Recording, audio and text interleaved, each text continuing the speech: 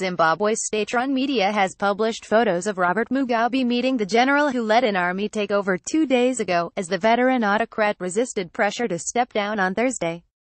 The army meanwhile faced growing calls to outline its plans for a new government. Mugabe, who has ruled Zimbabwe for 37 years, looked confident and healthy in the images taken during a meeting at the president's state offices and residence in the Zimbabwean capital, Harare, on Thursday afternoon. The defense minister and 2 South African envoys also appeared in the pictures. One picture showed Mugabe, 93, and General Constantino Chiwenga smiling as they shook hands. No details of the conversations held during the meeting were released. Mugabe has been confined by the army to his personal residence in Harare's upscale neighborhood of Barodale since Tuesday night, when troops moved to seize the state TV channel's studios and other important sites. Sources close to the military said Mugabe had described the takeover as illegal and was resisting pressure to resign. President Mugabe chats with ZDF Commander General Constantino Chiwenga at State House on the 16th of November 2017. Photographs in papers herald he is also thought to have rejected efforts by a Catholic priest, a long-term friend of the veteran autocrat, to facilitate the mediation efforts. The biggest regional power, South Africa, appears to have backed the army. South African envoys are in Harare to help with negotiations to form a new government and decide the terms of Mugabe's resignation. South Africa has also called an emergency meeting of the Southern African Development Community Regional Bloc, which have got underway in Botswana. Though the military move has been cautiously welcomed by many Zimbabweans and the streets were once again quiet on Thursday, there are growing public demands for the senior military officers who led the takeover to lay out their plans. The army declared on national television in the early hours of Wednesday morning that it had temporarily taken control of the country to target criminals around Mugabe, resolving a battle to succeed the president that had pitted his wife, Grace, against the former vice-president, Emmerson Mnangagwa. Mnangagwa was reported to have returned to Zimbabwe on Tuesday evening from South Africa, where he fled last week after being stripped of his office by the president in an apparent attempt to clear Grace Mugabe's path to power. Robert Mugabe. The end of an era video profile. Opposition officials told The Guardian that they believed Mugabe would resign on Friday, allowing Mnangagwa to be appointed president, with Morgan Tsvangirai, the leader of the opposition Movement for Democratic Change (MDC) party, serving as prime minister in a transitional government that would have a 3- to 5-year term. The president and his family would be offered protection in his retirement, though Grace Mugabe is expected to leave Zimbabwe. Members of the First Lady's G40 faction, who were detained during the military takeover, are to be prosecuted in accordance with law, the official said. Timeline: the 6th of November 2017. Robert Mugabe fires his powerful vice-president, Emmerson Mnangagwa, clearing the way for his wife, Grace, to succeed him as leader of Zimbabwe.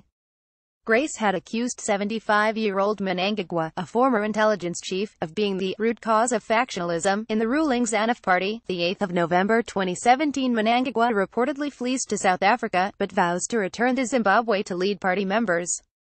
"The party is not personal property for you and your wife to do as you please," Mnangagwa tells Mugabe in an angry 5-page statement. The 13th of November 2017. Zimbabwe's army chief demands a halt to the purge in ZANU, and warns that the military could intervene. "We must remind those behind the current treacherous shenanigans that when it comes to matters of protecting our revolution, the military will not hesitate to step in," General Constantino Chiwenga told a media conference attended by about 90 senior army officers. The 14th of November 2017. A convoy of tanks is seen moving on the outskirts of the Zimbabwean capital, but the military denies a coup.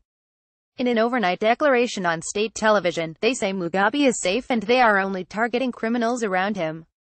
The 15th of November 2017. Military vehicles take control of the streets of Harare in the early hours. South Africa says Mugabe has told its president, Jacob Zuma, by telephone that he is under house arrest but is fine. Thank you for your feedback. There was no independent confirmation of the opposition claims, which one analyst described as optimistic, though it is clear that negotiations are taking place between multiple political actors. The army want him to relinquish power, but there are some sticking points, said Knox Chadio, an expert in Zimbabwe at the Chatham House think tank in London. This is a complete shock to him. He did not see himself leaving office this way. The fragmented opposition has not publicly condemned the military move, but calls for a swift movement to democracy are growing. The MDC was founded in 1999 and garnered most of its support among urban, educated and younger voters. It did well in elections in 2000 and 2002, but in 2008 a brutal campaign of intimidation and violence masterminded by Mnangagwa convinced leaders to withdraw from a second-round runoff. Splits and further violence have weakened the party in recent years. Nelson Kamiza, the deputy head of the MDC, called for peace, constitutionalism, democratization, the rule of law and the sanctity of human life. Tendai Biti, an opposition leader and former finance minister, called for a transitional authority to take over. The MDC said on Thursday that the transition authority should be made up of competent Zimbabweans whose mandate will be to put in place measures to turn around the economy. Church groups, lawyers and more than 100 civil society associations published statements calling for respect of the constitution. Profile: Grace Mugabe is the 52-year-old First Lady of Zimbabwe. Born in South Africa, she married Robert Mugabe, 40 years her senior, in 1996.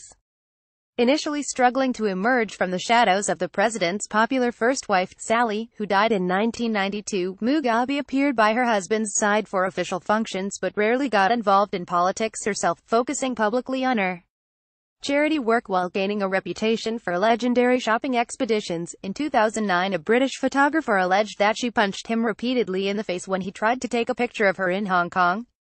She has since been implicated in several incidents outside Zimbabwe and Singapore, in Malaysia and most recently in South Africa, where she allegedly assaulted a model in August. The unveiling of Grace Mugabe as a potential successor to her husband began in 2014, when she became head of the ruling party's Women's League and the state propaganda machine began talking up her political acumen. Before the events of the 14th of November, her path to power had received a boost when her main rival, the vice-president, Emmerson Mnangagwa, was fired on the 6th of November. The feud between Mugabe and Mnangagwa had been bitter. In October, she publicly denied poisoning him after he fell ill at a rally in August. Thank you for your feedback. Priscilla Harare, an opposition MP, said she was increasingly concerned about the situation. My optimism at the beginning of this process is beginning to go. I am beginning to worry. The euphoria is giving way to the realization that nothing is clear. We have not had any message from the military that speaks to what is happening. Ms. Harare said. There are also growing concerns that the detention of ministers and officials arrested during the coup could be illegal. I'm no friend of these people. I detest them, but laws are there to protect all of us, said one human rights activist in Harare, who requested anonymity. The future of Grace Mugabe is a key element in the ongoing discussions between Robert Mugabe and the military. Singapore and Malaysia, where the Mugabe's own property, or potential destinations if she is allowed to travel into exile. Profile: Emmerson Mnangagwa was Zimbabwe's powerful vice-president until the 6th of November, when he was fired by Robert Mugabe. The 75-year-old former intelligence chief had been locked in a battle with the First Lady, Grace Mugabe, to succeed her husband as president. In October, she publicly denied poisoning him after he fell ill at a rally in August. After his sacking, which was seen as an attempt to clear Grace Mugabe's path to power, Mnangagwa fled to South Africa. He reportedly returned on the 14th of November as the military prepared to take over the country, and is firm favorite to become Zimbabwe's next leader. He has strong support within the security establishment, and among veterans of Zimbabwe's 1970s guerrilla war, when he earned the nickname, the Crocodile. Despite allegations about his role in atrocities in the 1980s, much of the international community has long seen him as being the most likely figure in Zimbabwe to guarantee a stable transition and implement economic reforms. Thank you for your feedback. It has emerged that one motive for the military may have been knowledge of a plan orchestrated by Grace Mugabe and her supporters to have up to 40 senior officers and officials seen as backing Mnangagwa removed from their posts this week. During his rule, Robert Mugabe ensured the continuing loyalty of the military by offering privileges and lucrative business opportunities to top soldiers. The transfer of these to the First Lady and her faction would have been a bitter blow. One opposition official said negotiations had been ongoing for several months with certain people within the army. Zimbabwe faces severe economic problems. The country is struggling to pay for imports due to a shortage of dollars, which has also caused acute cash shortages. Restoring some measure of economic health will be a priority of any incoming administration.